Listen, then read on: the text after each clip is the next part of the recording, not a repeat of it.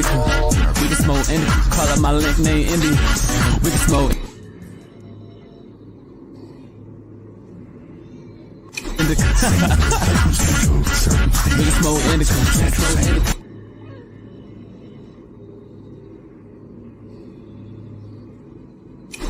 We can smoke indica. Call up my link name Indy. Went back the same word, circumstance was.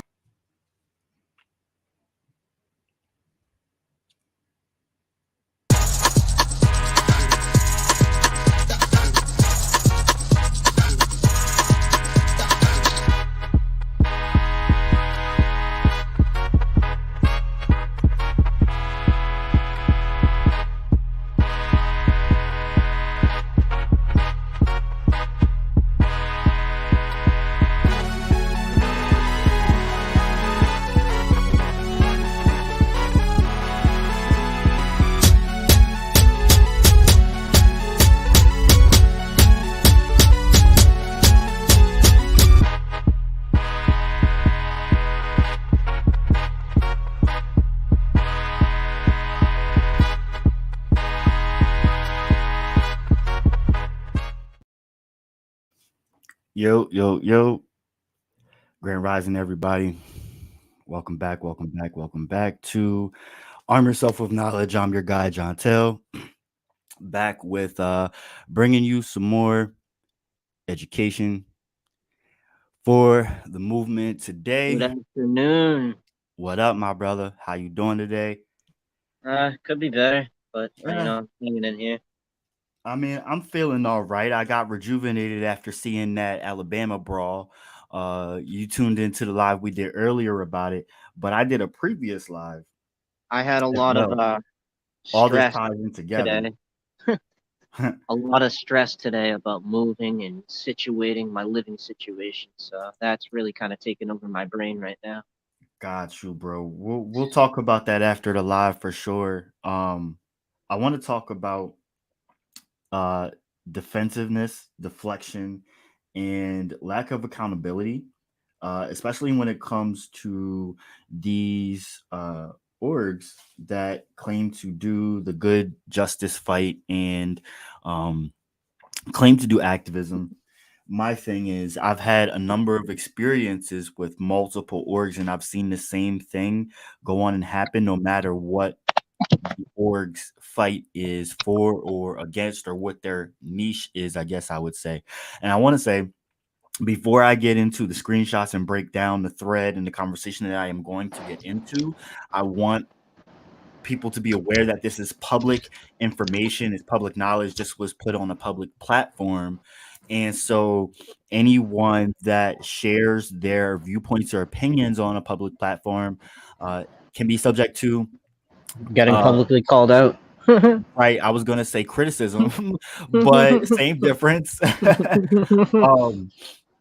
With this particular thread, it was so cringy and so hurtful and so disrespectful. I felt the need to point it out because there is a lot of significance to this that I've been waiting for a situation. I haven't been waiting for a situation like this, but this is the perfect situation to use as an example. Now, before I do get into the thread, I want to talk about like my experiences that I had last year with an organization. Now, a lot of people think, queer people are all united and all under the same understanding, and that's not the case. It couldn't be further from the truth. It doesn't matter if you're queer or not. Racism still exists in all pockets, in all communities. Doesn't matter how disenfranchised or how oppressed the communities are.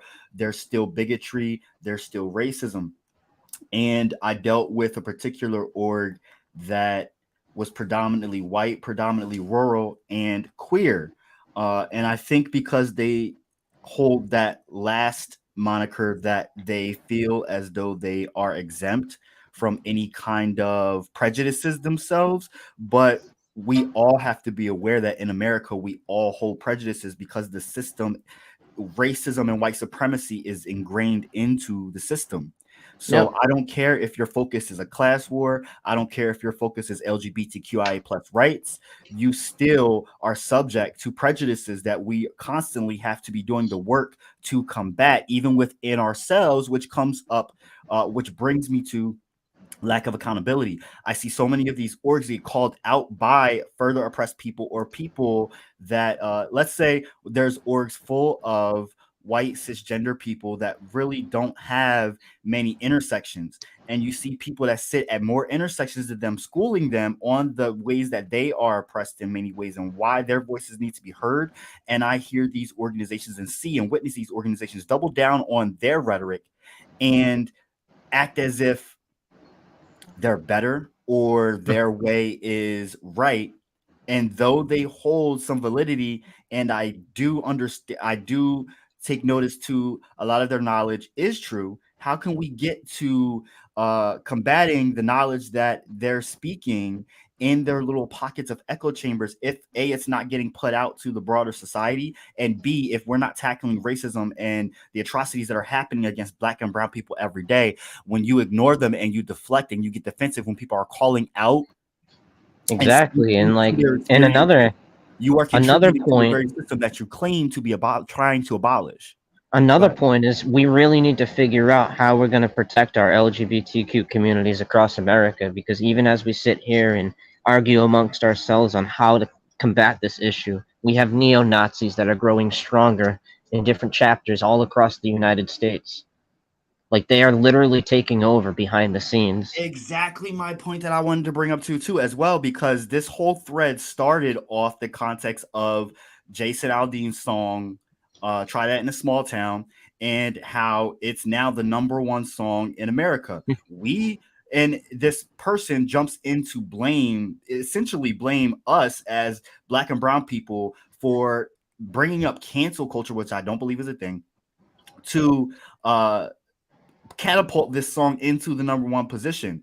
Racists did Fuck the that. number one And we position bring for that awareness to the song. song. We brought awareness to the song because this is something that needs to be talked about, Try and we're That in the not Hood going should to be let at the it go number by one us spot. unchecked. Sorry, Try That in the Hood should be the number one spot. that It part. should be. However, how can it be if we're not addressing Try That in a Small Town?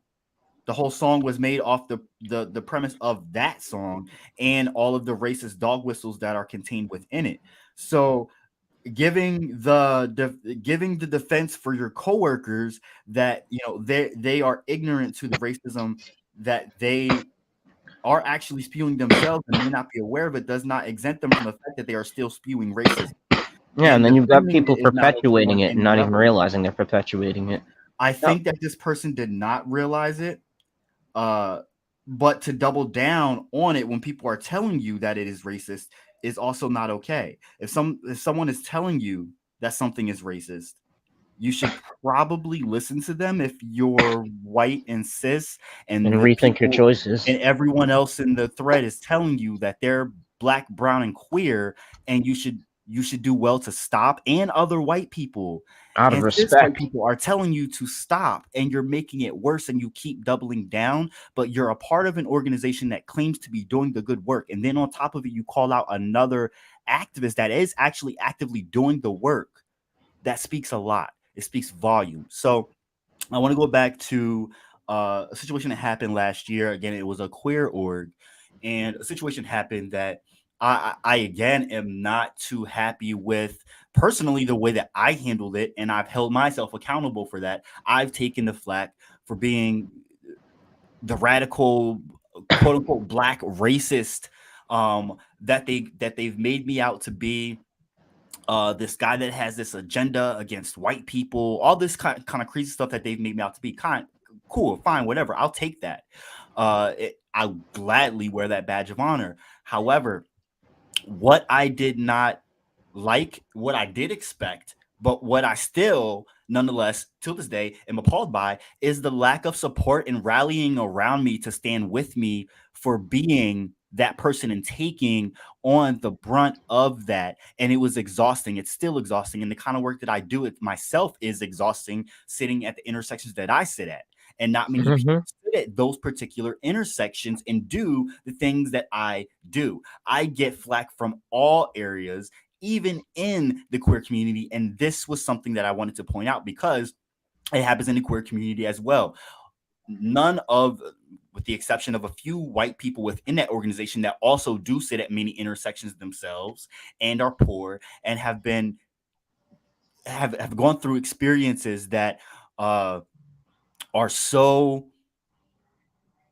different but also similar. They can understand where I'm coming from and the lack of support that I received going through the ordeals that I went through last year. And so it doesn't matter what org it is and what their specialty is, because I can point fingers at the NAACP as well. Mm-hmm. There are many chapters that are filled with nothing but older white people, and when younger people of color or people of different backgrounds, shapes, sizes, colors, and creeds join, they bring in fresh new ideas and perspectives, and people that have been dominating those particular chapters don't seek to reach across the aisle to these youth or to these black and brown people and understand and listen to their experiences. They shut them up, they get defensive, and then again nothing gets done, and it's nothing but symbolism by these orgs to spend money on different events that really don't largely get heard or seen or are supported, because many different people sit at other intersections of perspectives that don't agree with or are not heard with at these or not heard of at these events. They're not represented at these events, and these orgs will have these predominantly white or older or middle-aged orgs, predominantly cisgender, will have a sprinkling of people of color or neurodivergence or people of different able-bodied or people of different Exactly. They'll That's something that I've always wondered. tokenize them, put them to the forefront of the org and say, look, we've got some color. Look, we've got some queer people. Look, we've got a person in a wheelchair. Look, we've got someone autistic. And then they highlight that as if that's the thing that is going to get them more brownie points. But the thing is, you're highlighting things in the wrong way. You shouldn't even be highlighting it at all. You should be reaching across the aisle and reaching into black. Like, I don't understand why in other communities, different able-bodied communities, to see where their perspectives are, hear, listen to them, and then take notes, put them to the forefront with you. We all stand together because that's what true solidarity is, right? Not preaching at people what solidarity is, because that's not solidarity. So the question I was going to say is, I don't understand. I'm sorry. I don't understand how, like, we're paying so much more attention as a collective towards these organizations rather than the boots on the ground activists that are going out and live streaming by themselves with no organization behind them. And that part as well, because it's kind of like these orgs will be like, well, what do you do? Because we're involved in politics, or there's a huge difference. Organize people. How many people are you organizing? The majority of us don't make money. The majority of us don't make money doing what we do. We do it because we care about what we're doing. The majority of the organizations make money off of. I do respect the value and importance of putting voting to the forefront, challenging the status quo, and pulling up to politicians at the capitals. We need to be doing more of that. But if you're doing that amongst your own little organization and bringing the news to come see it, it's still not doing anything. You're not doing enough to reach across the aisle, speak to people, different experiences, listen back to them on what you could be doing better to apply that, and then reach across the aisle and bring more people together. So, like I said, I spoke on this in a previous lives about the chamber and the lack of accountability, the cultist behavior that we're seeing, and rallying behind certain leaders that are spewing the things that you personally want to hear, but you're not listening to other people's perspectives. And you may not like what other people have to say, but again, racism is not kind, though we need to be talking about it. It's ugly. Okay? It's a beautiful ugly. It's a part of America. Yeah, we need to realize that this system that we live under, this system of government, it doesn't matter on the Democratic side or the Republican side. Both sides exhibit racism. One may hide it, but the other one, clear inherently, you can see it clear as day. That part. And we understand that there is a class struggle. I mean, just never forget back in 2021, Joe Biden said the answer to the Black Lives Matter movement is to fund the police, not to defund them, when the entire nation said, yeah, we want to defund them because we realize there's a problem. By saying you want to fund them is basically saying you don't see a problem. Right. You know what I mean? Right. But like, and the thing is, a lot of these organizations, they do very well understand all of that stuff, and they talk about all of that stuff. I'm not going to hold it. I'm truthful here in the fact that these organizations, a lot of these organizations I'm talking about, still do great work. The fact I and the do. problem that I have is that that stuff is not being shown, seen, or heard largely by the bigger population, especially the broader populations of people of color that actually need to be hearing this information, and this information and this stuff needs to be applied to and with and need to be worked with. Yes, yes, yes, yes, yes, yes. Can't agree with you more, Bree. The fact that these people are sitting on so much knowledge that the rest of the population needs to hear. And guess what? Most of the population agrees with this too. It doesn't matter what side of the aisle they pretend to sit on. It's largely from the fact of their parents or their grandparents said, we're Democrat, we're Republican, you're supposed to be this, and we're not necessarily thinking for ourselves. It's why we're not choosing the people that we need to represent us in these positions of power. We're ingrained and indoctrinated to thinking that we have to vote a certain way, and it's against our best interest for all of us. So at the end of the day, whether you associate with Republican or Democrat or socialist or libertarian, whatever, a lot of us still agree on the very same things. Hmm. Exactly. Exactly. Right, Exactly. and right now, the issue that we're having right now with like these organizations is an issue of trust. I mean, that's why a lot of people don't want to pay attention to it anymore because we've sat here and beat a dead horse for about a year about how these organizations may have taken money and not given it to the families that they said that they were going to. Oh, that's another part, because while we're talking about organizations, that doesn't matter. Like I pointed out the NAACP, it doesn't matter It's if not you're that I black don't love or these white. organizations. I If do you're a love large, them. it doesn't matter if you're a largely black organization, if you're a largely white organization, if you are not reaching across the aisle and getting other and different perspectives, how are you going to get Exactly. anything done? It doesn't matter if you're the National Black Panther Party, who the original National Black Panther Party, it didn't matter. They sought to invest in poor black and brown communities, but they still wanted to form alliances with other people bridging across the aisle because they understood that we're all slaves to this system, all of us. You know Like, what I'm how do we saying? fix that? Is my question. Is how do we fix We that listen to one relationship? another. No one is better than the other one. And we've got to stop being defensive and self righteous when someone is pointing out their shared experiences and lived experiences with other people that feel the exact same way or sit at the exact same intersections as another person. When someone's telling you you're being racist and you Exactly. as a white person are going to double down on what you're saying, you're continuing to be racist. There's Hmm. no ifs, ands, or buts about it. There's no way around it. And the fact of what I'm trying to prove here is this system is racist. So to deny the racism and to double down on your viewpoint, to me, is disgusting. I want to get into this conversation. And again, like I said, this is public information, it's public knowledge. Just these people decided to talk about this in the thread. So I am going to get into it. So again, this stemmed on a thread from someone talking about the fact that Jason Aldean's song is the number one song in the country. This person decided to talk about this is cancel culture. So this is what they said. This is literally what cancel culture does. It is a terrible tactic that does the opposite of the desired effect. This song was out for 2 months before the music video came out, and cancel culture skyrocketed it to the top of the charts. Someone Hmm. said, I'm sorry, ma'am. There's never a reason for being a racist and targeting Black Americans with death threats. Every time we sat here and exchanged viewpoints, people that supported this song and people that were against it, we made Jason Aldean money. That's what we have to And realize. we very well understand that, but how are we going to? We can't smear it over or ignore it. We have to address the situation. White people, by default, because this is America and because white people still are the majority, it's an understandable fact. It's understandable that it's going to skyrocket and get more attention because white people want to help highlight that shit and say, oh no, Hmm. there's no dog whistles. What are you talking about? There's no racism there, knowing damn well it is. Or even if they claim ignorance, it's still racism and it's still Hmm. contributing to the racism ingrained in this system. Somebody said this comedy Exactly. would make more sense if we actually tried to cancel the song. We did not. I'm pretty sure this song wouldn't be anywhere if it wasn't for racists. They tried to slide it by us, but didn't think we were paying attention. And he shot a scene in front of a building that's known for lynching. He should be canceled. This isn't the first time he's done something like this. Check his history.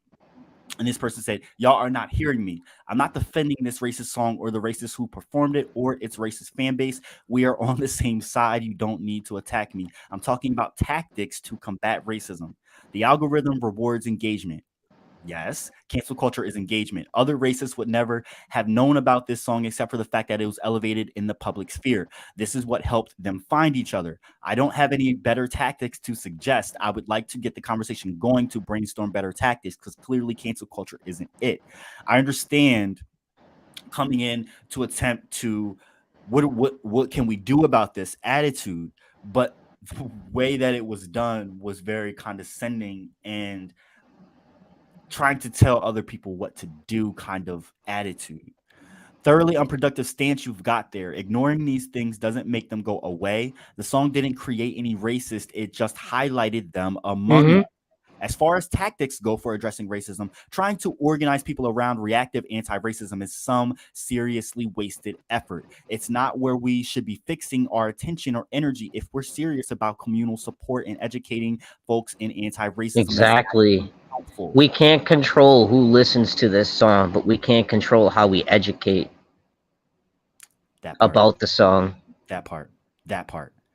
Somebody said, mocked her and said, "You're absolutely correct. No one needs to hear your unseasoned take at all. How about you fix your own people instead of wasting space here?" And the thing is, when you get pushback and you get sassiness or sauce from people of color that are trying to express their shared experiences and you double down, expect to get that kind of rhetoric clapped back at you. For real.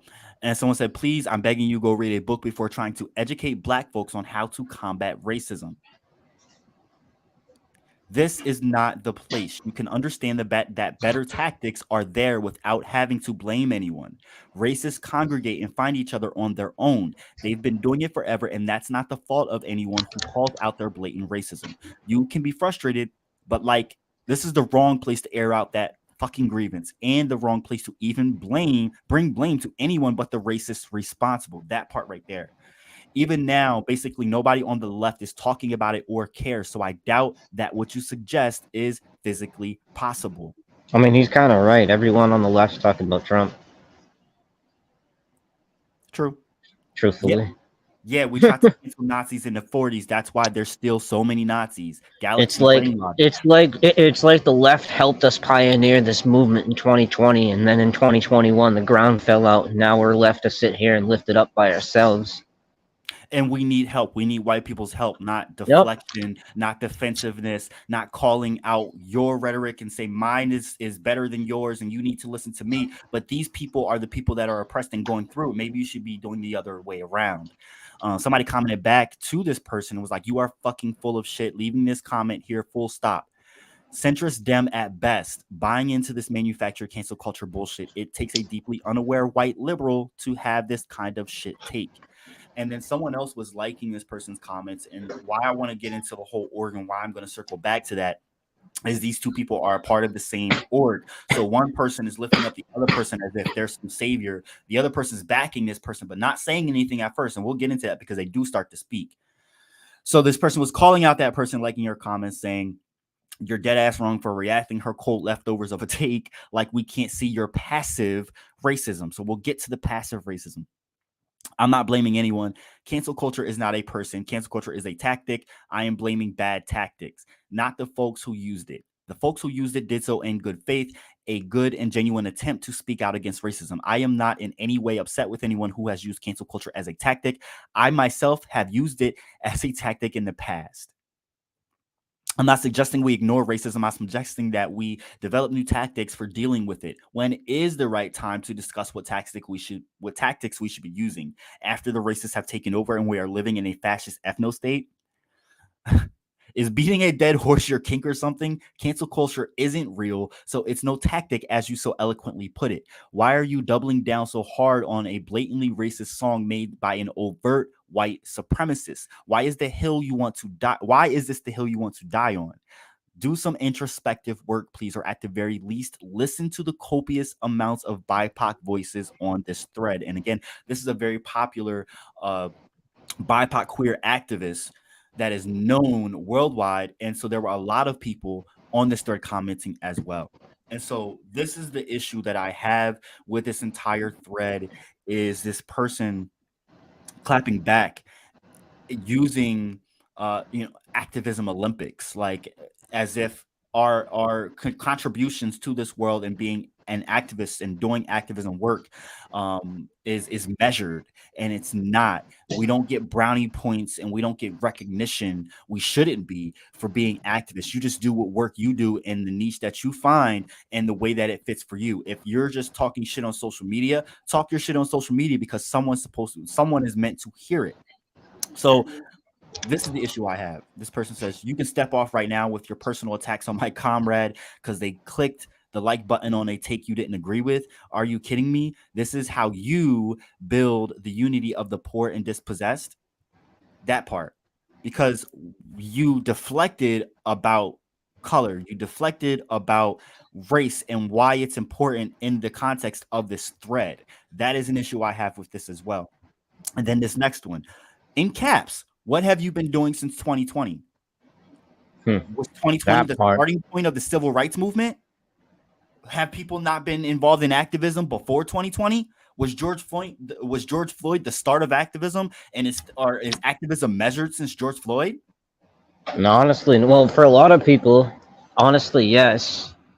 For a lot of white people that were not educated on, I'm gonna be honest, like I started being an activist in 2020, and then I found out that people were still being activists well before 2020 with Eric Gardner and all the other names. If you were not listening to people of color on the fact that this has been happening before that, and you bring up MLK as if that's the only reference you have, there's a lot of listening that needs to be done, not talking at people that are trying to tell you what's going on. This right here, I ain't seen shit out of you, local or national. Well, I'm here to say that this person has been doing things local and national consistently since 2020. So that is an issue that I really, really have. My comrade is one of the co-chairs of the Poor People's Campaign, the one MLK started, as well as holding key leadership positions in the National Union of the Homeless and Put People First VA.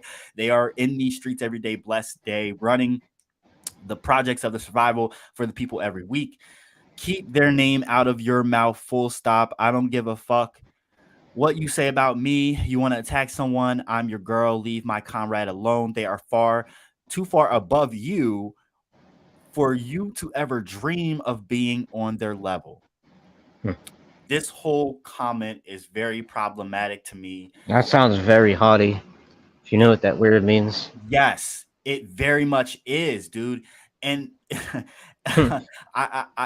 this person sounds full of themselves. I'm laughing to mask my anger right now because I'm boiling. I'm very offended.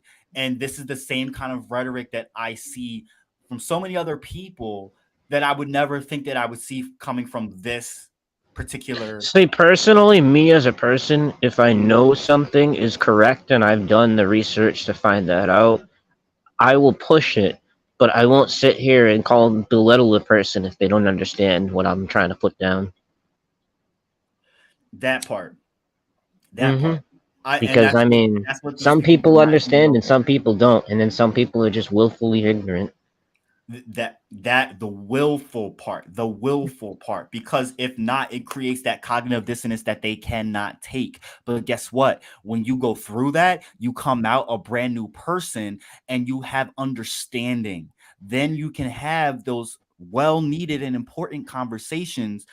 And like this person was stating, Mary Cranack said, there's so much white supremacy in the comments, and I fully agree. And the fact that it's not, I don't think it's going understood by the people in these comments.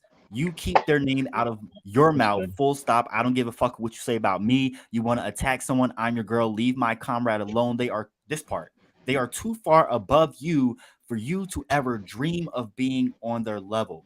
Again, this is not activism Olympics, and everyone has their part to play.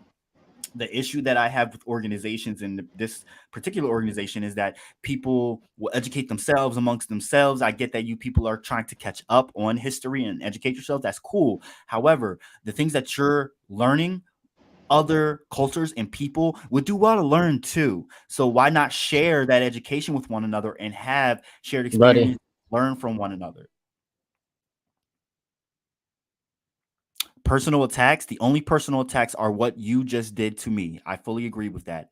I don't have to list any of my credentials to you as if you are the validator of all things progressive activism. Please hear me when I say you can eat my entire ass and then some. So, this shit, please check your internal stuff. You're utilizing white supremacy culture in your tactics to make a point. This is weird. This is the point that I'm proving too. And so this is what she's saying. If you think that's a personal attack, you really need to grow up and do better. It is passive racism when she likes your comment, because your comment is racist. So to me, this is a no-brainer, but do the fucking work that white people need to do to unpack and dig your foot out of your own mouth. I know you're probably gagging on your own toes at this point. So this continues to go on. It continues to go on. And y'all can check the thread for yourself. It's a well-known activist named Roderick Sturglass. Um, People continue to try, and it's different people that continue to try and bring the point home, and I don't think it's hitting to either one of these people. Um, Oh my God, yes. And then bringing up the coworker sharing it, and I have to deal with this at work every day thing. Boo hoo me. I feel bad for, almost like I feel bad for these willfully ignorant white people that are helping to bring this to the forefront to prove the point that they're trying to prove. So this person said, "You just said that the song became popular because of cancel culture when your coworkers were streaming it. And your coworkers would absolutely support the lynching of a black person. So miss me with that. They're not that kind of racist rhetoric. You sound like you in the middle. You ain't gotta convince me. I don't care. You fighting for your life in these comments though. Continuing to double down. Hours later, you're a full-on white supremacist of the energy draining succubus variety. Be gone. Yeah. Like I can't even, like, it just goes on and on and on. now And see, then some finally, people will join a conversation just to have an argument rather than it lead to a resolution. We should be looking for resolutions or compromises, at least in conversation, so we can talk more about the things we argue about in a better context. If that makes any sense. it makes full sense. And I couldn't agree with you more. Like, we should talk to conversate, not talk to argue our viewpoints, because sometimes there's going to be a meeting point where both our viewpoints will clash, and like we can actually learn from that meeting point of our viewpoints. It's how the human mind comprehends. It has to take two different sides of a situation, assess them, and then decide what's right. Mm-hmm. Mm-hmm. At least that's how it should be. In a perfect world, right? Where we're all in solidarity and we're listening and standing together. To stand together and to band arms, we have to listen in order to understand. And what I'm seeing in this is a bunch of people with cultist like behavior standing together and doubling down on everybody else about their rhetoric. And not that their rhetoric is fully right or fully wrong, because there's a lot of value and truth to a lot of the things that they talk about, because I've been with a lot of these orgs. I've seen their stuff. They preach good shit and it's truth. However, you're not bridging across the aisle to see that we can't get to that point of the stuff y'all are preaching until the rest of us, all of us together, get educated and up to speed on the nature of the weather of the environment. Full stop. I'm done with these comments. I like, y'all can go look at the comments yourselves. Um, uh, You'll have to show the post because I don't think people will know what we're talking about. bet. Let me get out of these really quick and go to the actual post for y'all, because this person does a lot of great activism work, and from what I see, they're largely online. However, they do a lot of different uh, uh, protests, rallies, actions all around the Binghamton, New York area, and they are well known. They're well known. So this is something that everyone will be able to see. And here it is right here. The song is number one. The number one song in the country is about lynching people. And look, 147 shares, 103 comments, and over 300 reactions to it. And that particular thread starts here, and look, 51 replies to it, and I got a 33 question for you. Yeah, Do you think that song is about lynching people, or do you think that song is actually a backlash to the movement itself? both. All right. I think it's both, and I don't think one has more weight than the other. I think that they're intertwined and meshed together as one big soup that we're fed. That Just like makes a lot of America sense. itself. When you put it like that, it makes a lot of sense. Yeah. 'Cause I'm not gonna lie, I always thought it was more the second, because if, like, he wasn't, if the song lyrics weren't written the way they were, never mind the video. If the video like wasn't released and it was just the song lyrics, it would be a backlash to the movement by itself. But since they released the video and put what they did in the video, then it's both intertwined. Exactly. Yep. But I think that largely a bunch of the willfully ignorant people, they don't understand the complexities of that. They understand the feelings and emotion and the passion behind certain intentions and stances on actions. So it was already written. The song itself was already written in bad taste, but the video just added even worse taste to it. It added deeper context. It Mhm. was latent context added to it to paint a deeper picture. How people are missing that? I don't think they really are. I think that they're blatantly contributing to it, understanding the undertones and the dog whistles, but trying to blatantly not acknowledge it to speak to the point of plausible deniability. If I don't admit that it's racist, I'm not being racist about it. If I think that it's not a racist song, that excuses me. I have a black friend and he likes country music too. Whatever the bullshit they like to spew out and say, but it's all the same shit. I really encourage y'all to go look at this thread and educate yourselves on the intricacies of, it doesn't matter if you claim to be Republican, a Trumper, a Trumplican, a Democrat, a progressive, a liberal. It doesn't matter. You still hold some kind of prejudices and racism ingrained. And not in you only as that, not even America. just the racist aspect of the song, but why would people like just listening to the song lyrics itself? It's like this. It depicts a person who thinks they're above other people. Why would that be a number one song in America, putting other people down and promoting violence? That's what I want to know. It shouldn't be. That's not a positive message at all.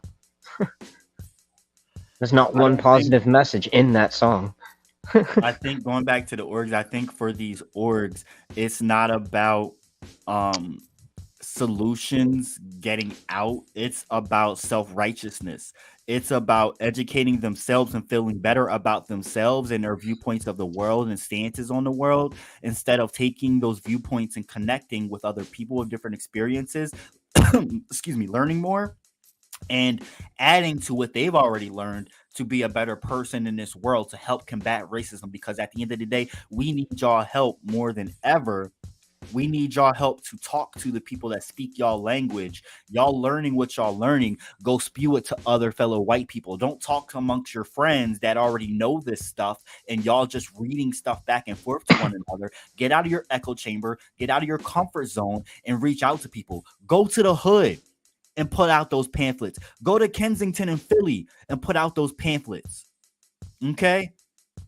Talk to politicians in those hoods and see how you can help them. Stop sitting in your rural areas and worry just about healthcare. Yes, that unites us all, and it's something that we all worry about. But guess what? The people in other communities that are far and flung differently than yours don't hear you. They may understand when you start putting it down and breaking stuff down, but guess what? That entails you reaching across the aisle and going to them, not to the nation's capital all the time. You got to do a little bit of everything, in my opinion, if you claim to be an org that is in this activist movement or is in this movement for stolen lives or against the system or whatever you want to call it. Doesn't matter what niche you're pertaining to, you should be reaching across the aisle for everyone, especially considering people of color, black and brown people, people of color, anyone that's oppressed and disenfranchised that sits at multiple intersections are the people that you need to be recruiting the most, because those are the people that can help your organization the most. And when you have all fronts united, then you can do something. But to preach amongst yourselves and also villainize and attack the token people that are putting out their microaggressions even within that organization is very wrong, problematic, and it's disgusting. And I'm tired of seeing it happen and me not speak on it. I've been trying to figure out a way to find the right words to put out to explain all of this and calmly express my frustrations in still a passionate way, to put all of this under one umbrella, because these are experiences that I've had over the past 3 years with multiple different organizations. It's not just one and done. It's the same scenario with different organizations that have different specialties in this movement or against the system at large. So it's not just one kind of org that this pertains to. I'm talking about a lot of different orgs that this pertains to. Black, brown, queer, white, cis, it doesn't matter. They all tend to fall into the same category and do the same things. They get into this echo chamber, they praise each other, but they don't reach out to people outside and listen to bring more people in so that they don't form this echo chamber and cult-like mentality. And it's very disturbing because a lot of people would like to come together, but when we see things like this happen, it makes us not, it encourages us not to. It encourages us to stay lone wolves and connect with other lone wolves that have seen the same thing happen and have been burned by the same kinds of organizations time and time and time again. I personally am sick and tired of it. Yep, it's a deterrent. It actually bogs this movement down further and actually prevents the very thing that they say and claim that they're trying to combat and do and work against. There's a dream that they say, especially particularly this organization that I got the comments off of, that touts itself off the backs of MLK and what he stood for, aligning all fronts of oppression, which I do stand with and support. But if you're just preaching it to each other and it's not getting heard, what good is it doing? And that is my point right there. And that is what, if anything, I want people to take away from this particular episode, because I think that this is very important. And I'm pretty sure that lots of other people, black, brown, white, poor, cis, it doesn't matter, that have a deeper understanding and understand or sit at multiple intersections that have been, what's the word? Tokenized and then used and abused and thrown out when they voice opinions that conflict with the greater organization's viewpoint, stance, or agenda is the better word, I should say, is agenda, because all of these organizations have agendas that they're seeking to carry out, which it's not a bad thing to have certain motives if it's for the greater good of our people. But however, when those motives are only to boost your self egos within the organization to make the poor white people only feel better about themselves and the quote unquote work that they do. And again, when you're not connecting with other black and brown communities and other oppressed communities that sit in multiple intersections, what work are you actually doing? Because educating yourself about racism when you haven't really learned about it is not doing bare minimum. It's a negative, because you got to get to the point of reaching across the aisle, doing the work, and not expecting any recognition for it. Because by default, being a white person in America, you automatically contribute to the oppression and racism that black and brown and other oppressed people, BIPOC people, queer people all face every single day in this nation, especially. Absolutely so much. If us white peeps don't directly confront our internal stuff, that right there, before entering the spaces we want to help with, it's going to impede on progress, because so much time will be spent on dealing with our white supremacy. Thank you. Right there. That right there. Because if you come into a thread with tons of oppressed people and people sitting at multiple intersections and BIPOC people and touting your viewpoint about white supremacy and the things that you've learned as a white person that you're getting yourself up to speed on, you're bogging down the movement, and you're actually doing the very same thing that you claim you're trying to be working to combat and work against. And I need you to take a really good look at yourself. And like this person said, confront your internal stuff before inserting yourself without anyone's approval into a space. And then when people are telling you back off, you push in the door even more. That is not okay. It's like when you touch a black person's hair and they push away and say, what are you doing? And then you go and grab at it again saying, oh, no, I just think your hair is great. Do you think that that's okay? Because that's exactly what just happened in this thread. I'll wait. Like, I can bring up more analogies. Like, I have black kids. I have a black husband or wife. I have black family members. I have a black friend. Okay, does that exempt you from learning about racism and listening to other black people and brown people that have different experiences than that one black person of close proximity to you? Because I tell you what, that's not doing the work. Learning about racism and how you contribute to racism as a white person is not bare minimum. It's not doing the work. It's what you already should be by default doing to combat the system that we're in. Understand? I can't stress all of this enough, and I will double down and reiterate in later webisodes with other people that I know can relate and share their experiences as well, because this is something that does need to be talked about.